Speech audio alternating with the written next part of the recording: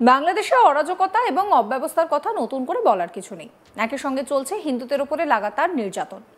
প্রায় প্রতিদিনই বাংলাদেশের কোনো না কোনো জায়গা থেকে হিন্দুদের উপরে আক্রমণের অভিযোগ উঠে আসছে। হামলা চালানো হচ্ছে হিন্দুদের ধর্মীয় স্থানগুলিতে। বলতে গেলে গোটা বাংলাদেশ জুড়ে হিন্দু বিদ্বেষী মনোভাবকে ছড়িয়ে দেওয়া হচ্ছে। আর এর মাঝে একটি ভিডিও সামনে এসেছে, তা দেখলে কার্যত হতবাক হতেই হয়। শুধু হিন্দুদের ধর্মীয় স্থানে হামলা নয়, বরং হিন্দু দেবদেবীর নামের সঙ্গে যুক্ত যে সমস্ত নাম রয়েছে সেগুলোকেও বদলে ফেলার কথা বলা হচ্ছে। ভিডিওতে দেখা যাচ্ছে যে এক মৌলবী সামনে বসে থাকা ছেলেদের উদ্দেশ্যে বলছেন যে আমাদের দেশের নামগুলো বেশিরভাগই হিন্দুদের নামে। এই যেরকম ধরুন গোবিন্দ, গোপাল ভোগ, কালী ভোগ, লক্ষণ ভোগ।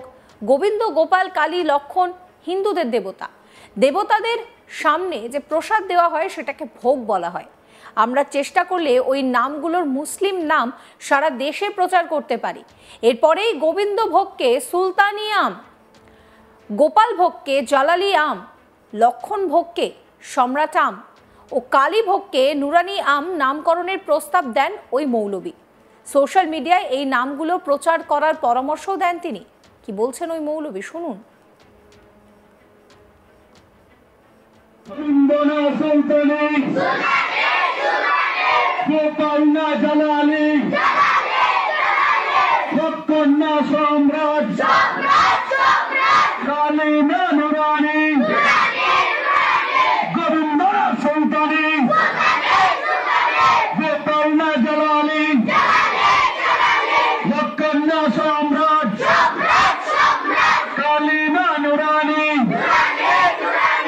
আসসালামু আলাইকুম রহমতুল্লাহি ওয়া বারাকাতুহু।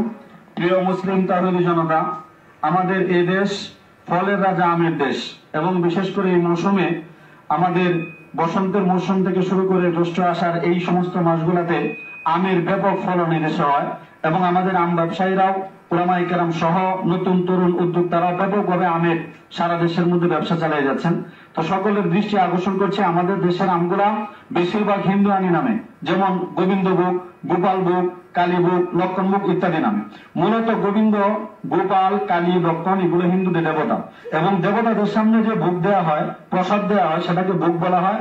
দেবতাদের সামনে খাবারটাকে মূলত ভোগ বলা হয়। গোবিন্দের সামনে যে খাবার গোবিন্দ ভোগ, গোপালের সামনে যে খাবার গোপাল ভোগ, লক্ষণের সামনে যে খাবার লক্ষণ ভোগ, কালীর সামনে যে খাবার কালী ভোগ। এই জন্য আমরা 92% মুসলমানের দেশে আমরা এই শিরকি নামগুলা পরিহার করে আমরা সকলে মিলে সচেতন মুসলমানরা মিলে চেষ্টা করলে ইনশাআল্লাহ নামগুলার মুসলিম নাম আমরা ইতিমধ্যেই সারা দেশের মধ্যে ব্যাপকভাবে আমরা এটা প্রচার করতে পারি। এই জন্য আমি 4টা নাম প্রস্তাব করছি। গোবিন্দ ভোগ না বলে এখন থেকে বলবো সুলতানি আম, গোপাল ভোগ না বলে বলবো জালালি আম, লক্ষণ ভোগ না বলে বলবো সম্রাট আম, কালী ভোগ না বলে বলবো নুরানি আম। আমরা যদি নিজস্ব ভাবে সবাই সবার পেজ থেকে, সবাই সবার ফেসবুক পোস্ট থেকে আমরা পোস্ট করি এবং ব্যবসায়ী ভাইরা যদি আমরা এগুলো আমাদের ব্যবসায়ী পেজে পোস্ট করে বুস্ট করা হয়, আশা করি সারা দেশে ইনশাআল্লাহ ডাকতে ডাকতেই এক সময় ব্যাপকভাবে প্রচার হয়ে যাবে। বোঝানোর জন্য বলতেছি, আমার নাম ছিল চয়ন কুমার দাস, এটা পরিবর্তন হয়ে এখন আশিক বিল্লাহ রহমানি হয়েছে। আমার বড় ভাইয়ের নাম ছিল নিরঞ্জন বাবু, এটা পরিবর্তন হয়ে এখন ইলিয়াস বিল্লাহ রহমানি হয়েছে। আমার বড় ভাইয়ের নাম ছিল কানন বাবু, পরিবর্তন হয়ে সুলতান বিল্লাহ রহমানি হয়েছে। অনুরূপ ভাবে আমরা আমাদের দেশে হিন্দু নামগুলো পরিবর্তন করে ইনশাআল্লাহ আমরা মুসলিম নামে ডাকবো। এটা সকলের কাছে আমার আহ্বান রইল।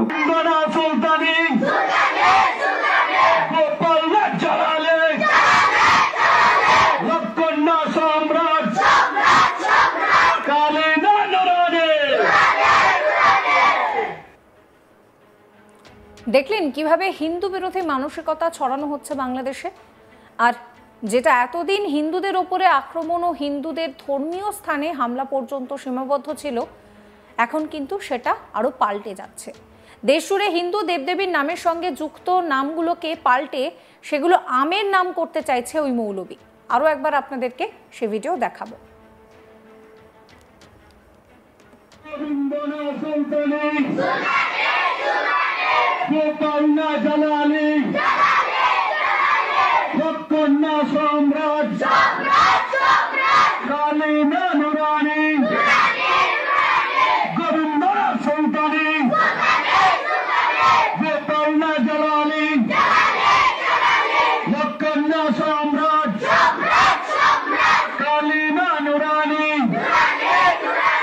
আসসালামু আলাইকুম রহমতুল্লাহি ওয়া বারাকাতুহু।